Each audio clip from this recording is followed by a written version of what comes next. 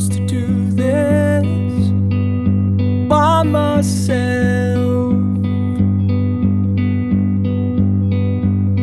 How am I supposed to do this by myself? What must I do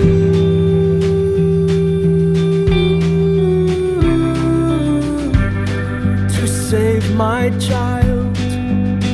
What must I do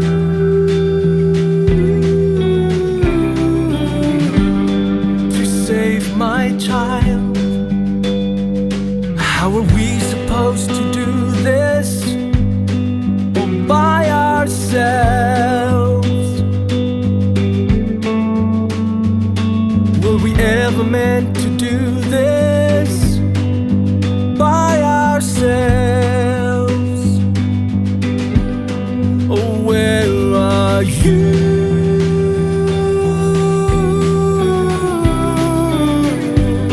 Please save our child. Oh, where are you?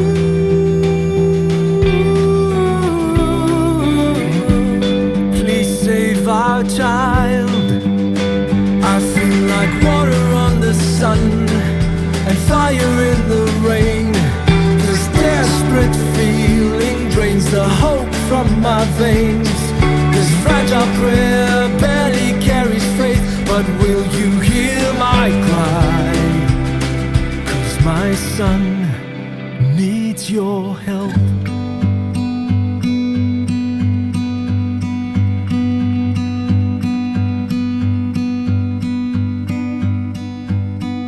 A soft voice is calling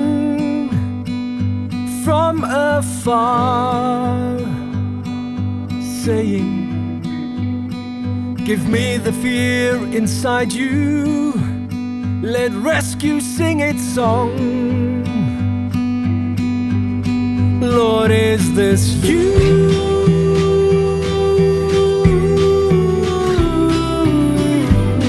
Please save my child.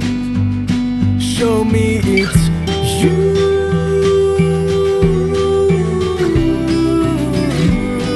And save my child. Will you bring fire to the sun and water to the rain? This hopeful feeling drains the doubt from my veins. This fragile prayer barely carries faith, but will you hear my cry? Oh Lord, will you bring fire to the sun and water to the rain? This hopeful feeling drains the doubt from my veins. This fragile prayer barely carries faith, but will you hear my cry? 'Cause my son needs your help. You breathed your breath into his lifeless soul.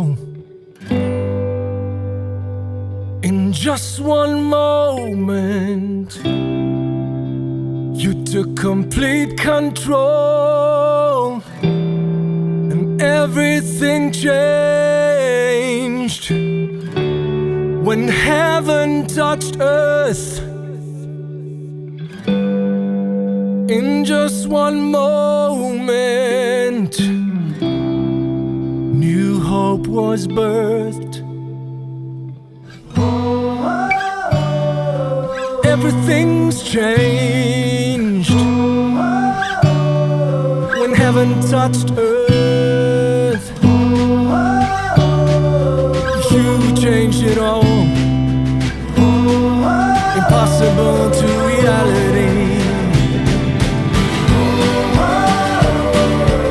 Everything's changed when heaven touched earth. Changed it all, impossible to reality. And everything's changed. You changed it all when heaven touched earth.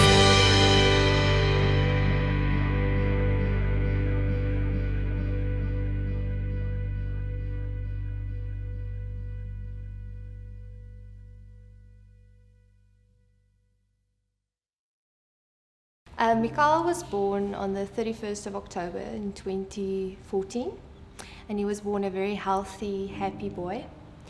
And at 4 weeks and 1 day exactly, he got a very high fever, which obviously startles a mom because your baby is not supposed to have a fever. Rushed him to the hospital and he got hospitalized. They took some time to figure out what was wrong with him, but after doing some blood tests and urine tests, established that he had a very bad urinary tract infection. We got the fright of our life because our baby's infection count was so high that usually babies that's got an infection count with septicemia that's that high have a 50% chance of either making it or not. What made our situation a little worse was the fact that the kind of bacteria that he got infected with was actually very resistant to antibiotics. So they struggled to get him on antibiotics that actually started bringing the infection count down. They changed it about 3 times.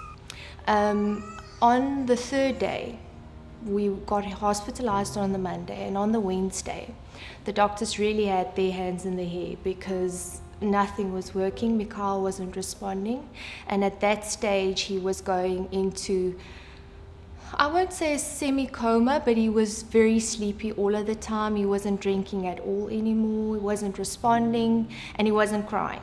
And if you have a newborn, you always wish that your baby would cry less until they do. And when they do, as a mom, you realize that something is really wrong. And that was the day when I think we all, myself, Jacques, our family, had a mini breakdown, I would say. Because the doctors were doing everything they can, and the infection was just not coming down. I mean, being a dad, you kind of try and assure your wife that everything's going to be all right, and you just go through the motions. And unfortunately, he wasn't all right. And on that Wednesday, Jacques came to visit us in hospital, of course, and his mom actually phoned him and said she feels in her heart that God told him to lay his hands on Mikhail. My whole reality was shaken up in a single moment where we realized that if something drastic doesn't happen now, we stand a real chance of losing our boy. And so my entire universe came to a standstill in one moment. And so for me, that feeling of hopelessness and just being totally out of control, I mean, that sums it up perfectly. It's just one moment where I knew I could do nothing in my own power to fix this. And Jacques stood up and he said, "This is what my mom says we should do. If medicine can't take it further, then let's give God a go." Effectively, I'm in this particular situation, I'm useless. There's nothing I can do. Nothing I can do. And I really didn't have a choice but to try something different. And that's what we did. We reached out to God. And so we all took hands and he started praying for Mikhail. And he touched his head and he prayed and he took oil and he anointed his head. And as he moved his hand down to his little tummy, all of a sudden it looked like someone took a match and burnt my boy, because all of a sudden he just started screaming. And he was a yellowish color, which is obviously some of the side effects from being so ill. And as he started screaming, his whole body from the bottom up started becoming that pink that they are when they're born. So all of a sudden you could just see all the blood flow coming back into his body, and in that moment we all knew that Mikhail was touched by God. And he just went from strength to strength up until we got released out of the hospital on the 7th day. When Mikhail turned a year, his urologist decided that he needs to go in. He's old enough and strong enough for anesthesia. Because he was kept on medicine throughout the whole year just to try and avoid any infections. And when he reached a year, he decided that he's going to go in and correct his urinary tract so that the reflux will not be an issue anymore.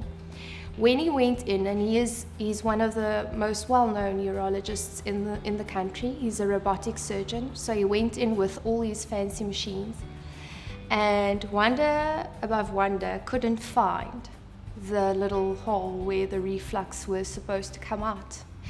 He operated for about an hour, and after an hour we were starting to get really nervous because the doctor wasn't coming out, and eventually he came out and he said, I can't find the reflux, and this is the first time in 33 years of operating that this has ever happened to me. I'm very frustrated. He said he used every single robot he had.